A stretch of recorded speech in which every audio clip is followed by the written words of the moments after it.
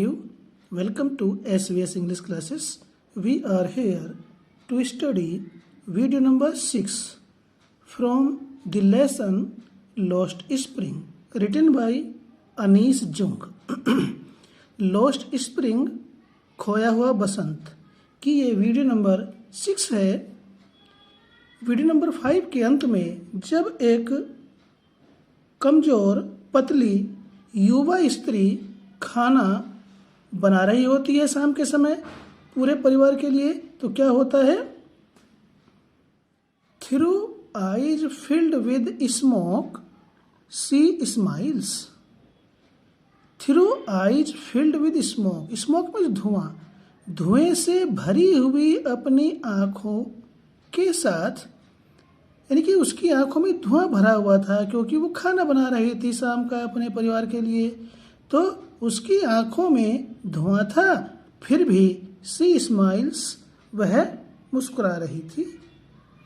C is the wife of Mukesh elder brother, वह मुकेश के बड़े भाई की पत्नी है।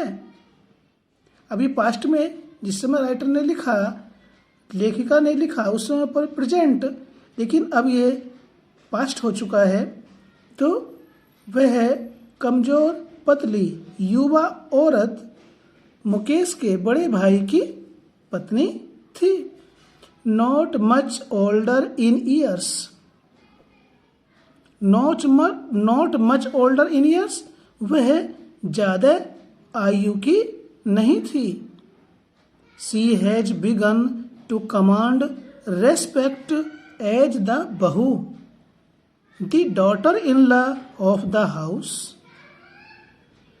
अनीश जुंग कहती है कि मुकेश के बड़े भाई की पत्नी की उम्र ज़्यादा नहीं थी।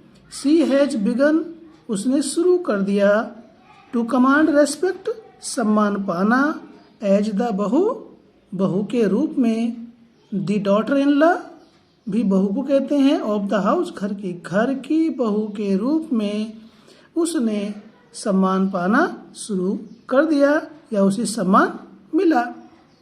Already in charge of 3 men, her husband, Mukesh and their father.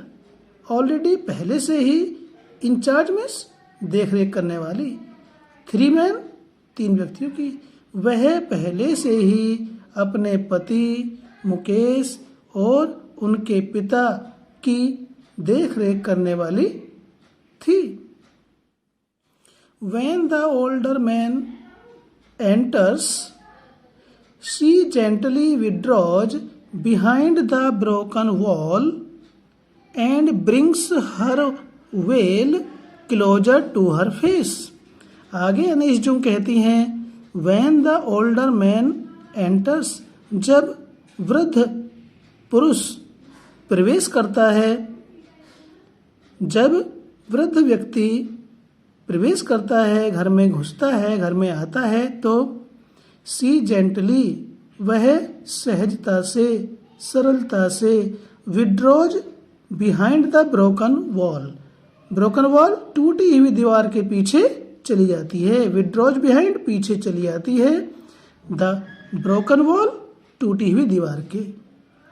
जब कोई वृद्ध पुरुष घर में प्रवेश करता है तो वह टूटी हुई दीवार के पीछे चली आती है।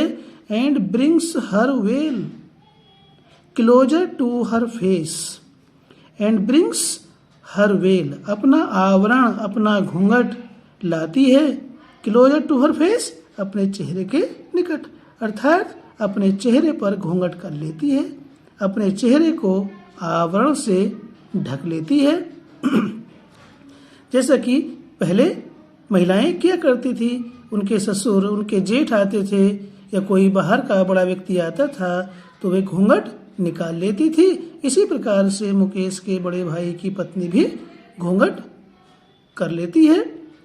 As custom demands, daughters in law must veil their faces before male elders.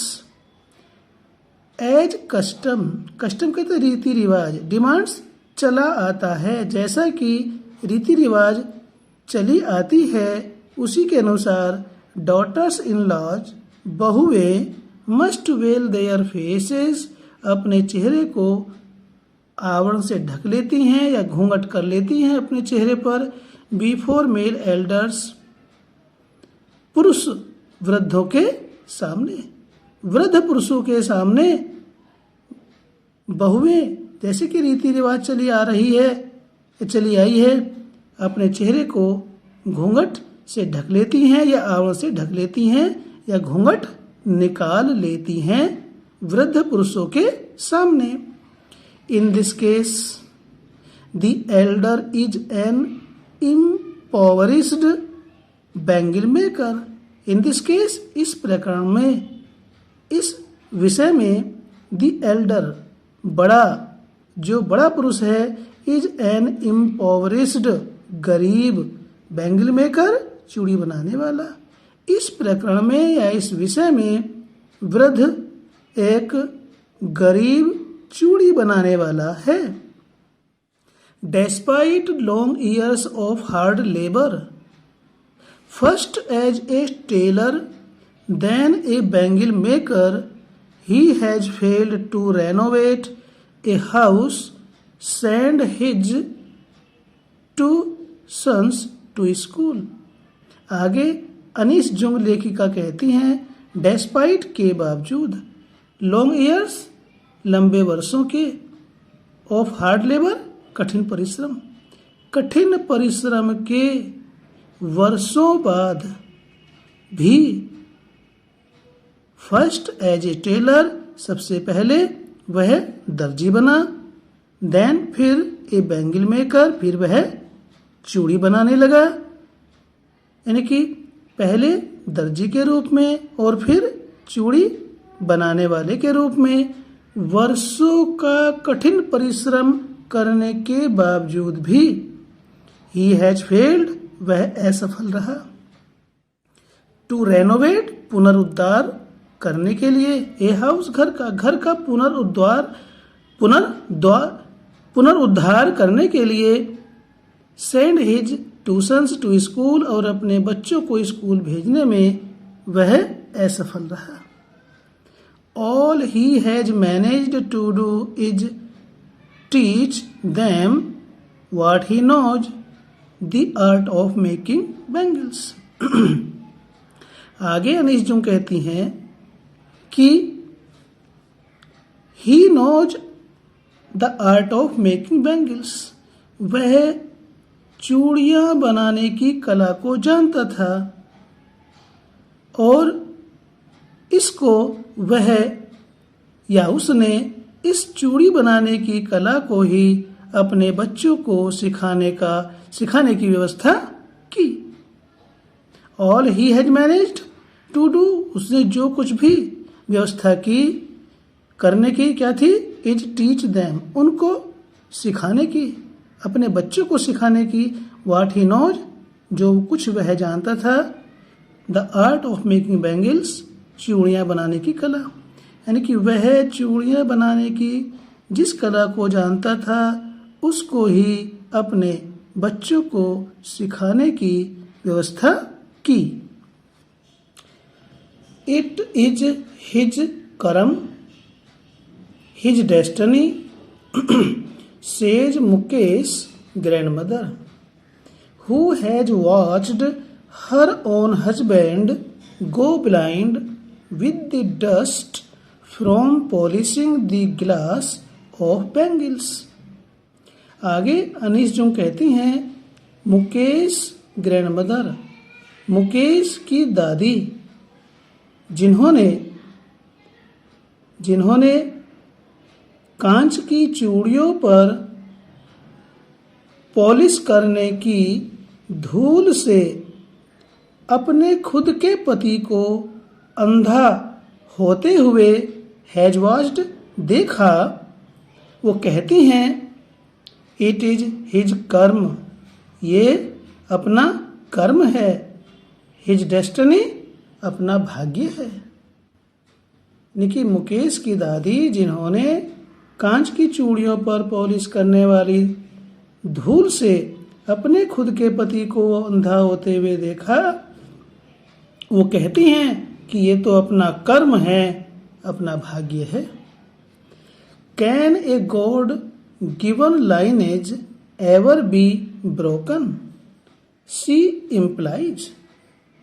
वह कहती हैं, ऐसे इम्प्लाइज में संकेत करना या इशारा करना होता है, और वो कहती है, यहाँ पर इसका अर्थ है कहती हैं, वह कहती हैं कि can a god given lineage, क्या ईश्वर द्वारा वंश परंपरा को कभी तोड़ा जा सकता है? क्या ईश्वर प्रदत्त, ईश्वर द्वारा दिए गए वंश परंपरा को तोड़ा जा सकता है? दादा कांच की चूड़ियाँ बनाते थे, पिता भी कांच की चूड़ियाँ बनाते थे, और मुकेश भी कांच की चूड़ियाँ बनाएगा। तो उसी बात को कहती है मुकेश की दादी कि क्या ईश्वर प्रदत्त वंश परंपरा को कभी तोड़ा जा सकता है?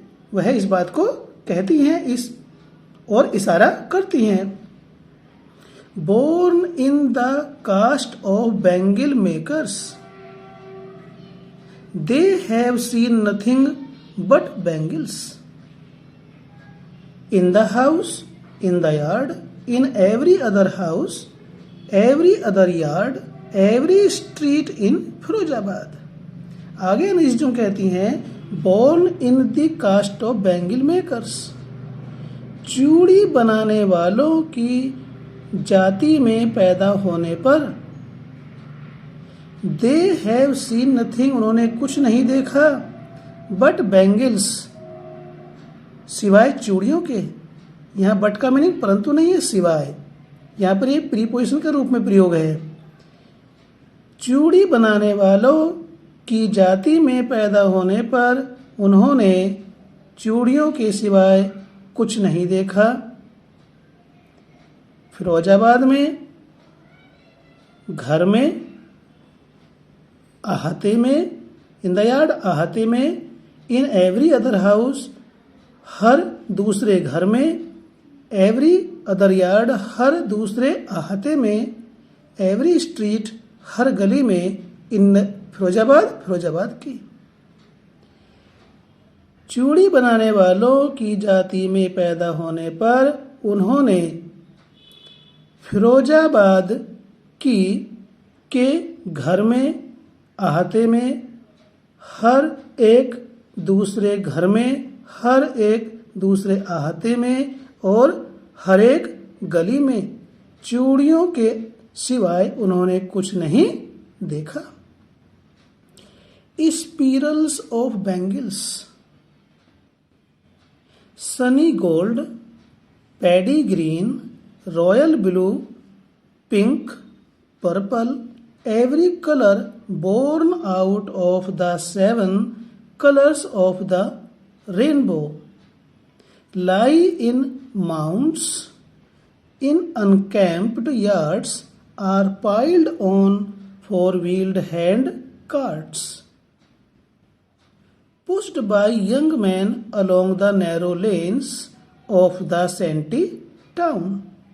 आगे अनीस जुंग कहती हैं स्पीरल्स ऑफ बैंगल्स, चूड़ियों की घुमावदार संरचनाएं। स्पीरल्स घुमावदार संरचनाएं, चूड़ियों की घुमावदार संरचनाएं। सनी गोल्ड चमकीली सुनहरी, पैडी ग्रीन धानी हरा, रॉयल ब्लू शाही नीला, पिंक गुलाबी, पर्पल बैंगनी, every colour born out of the 7 colours of the rainbow और इंद्रधनुष के 7 रंगों से उत्पादित प्रत्येक रंग, उत्पादित या बना प्रत्येक रंग। Lie in mounds in unkempt yards, unkempt means dirty, गंदे आहतों में ढेरों पर पड़े होते हैं। Are piled on the 4-wheeled hand carts, और ये सब चीजें आर पाइल्ड, इनका ढेर लगा हुआ है ऑन 4 व्हील्ड हैंड कार्ट्स, चौपहिया गाड़ियों, हाथ से, हैंड कार्ट्स कहते हैं हाथ से चलाने वाली, हाथ से चलने वाली चौपहिया गाड़ियों पर ढेर लगे हुए हैं। Pushed by young man along the narrow lanes of the shantytowns. Pushed धकेल कर ले जाया जाता है बाय यंग मैन नौजवानों के द्वारा, अलोंग द नैरो लेन्स तंग गलियों में, ऑफ द सेंटीटम्स छोटे छोटे कस्बों की तंग गलियों में नौजवानों के द्वारा उन्हें धकेल कर चलाया जाता है। And in the dark hutments next to lines of flames of flickering oil lamps sit boys and girls with their fathers and mothers, welding pieces of colored glass into circles of bangles। आगे लेखिका निजजुम कहती हैं and in dark hutments, अंधेरी और अंधेरी बैरकों में, next two lines of flames of flickering oil lamps, तेल के दीपकों की टिमटिमाती ज्वाला लो की पंक्ति की बगल में के पास में, सिट बॉयज एंड गर्ल्स, लड़के और लड़कियां बैठी होती हैं, with their fathers and mothers, अपने माता पिता के साथ। Welding pieces of coloured glass into circle of bangles, और रंग बिरंगे कांच के टुकड़ों पर वेल्ड करके उन्हें चूड़ियों के व्रत में बनाते हैं, जोड़ते हैं। जो रंगीन कांच के टुकड़े होते हैं उन पर वेल्ड करके, उनको जोड़ करके चूड़ियों के व्रत बनाते हैं। Their eyes are more adjusted to the dark than to the light outside. आगे अनीजुम कहती हैं कि देयर आईज, उनकी आंखें, आर मोर एडजस्टेड, अधिक अनुकूल होती हैं, टू द डार्क, अंधकार के प्रति, than to the light outside, अपेक्षा टू द लाइट आउटसाइड, बाहर की रोशनी के। उनकी आंखें बाहर की रोशनी की अपेक्षा अंधेरे के प्रति ज़्यादा अनुकूल होती हैं, अंधेरे में ज़्यादा अच्छे ढंग से काम करती हैं। दैट इज वाई, यही कारण है, they often end up losing their eyesight before they become adults। आगे अनीस जुंग लेखिका कहती हैं कि that is why, यही कारण है, they often end up losing, they often, वे प्राय, end up losing means गंवा देते हैं, खो देते हैं, their eyesight, अपनी आंखों की दृष्टि, before they become adults, युवा होने से पहले, वयस्क होने से पहले ही वे अपनी आंखों की दृष्टि खो देते हैं, अर्थात अंधे हो जाते हैं। तो इस प्रकार से स्टूडेंट्स ये वीडियो यहीं पर समाप्त करते हैं ताकि अधिक बड़ी ना हो। वीडियो अच्छी लगी तो लाइक कीजिए, चैनल को अभी तक आपने सब्सक्राइब नहीं किया है, पहली बार आए हैं तो चैनल को सब्सक्राइब करें ताकि इसी प्रकार की वीडियोज आपको मिलती रहे, उनका नोटिफिकेशन आपको प्राप्त होता रहे। फिर मिलते हैं आपसे वीडियो नंबर 7 में। Till then take care, bye bye.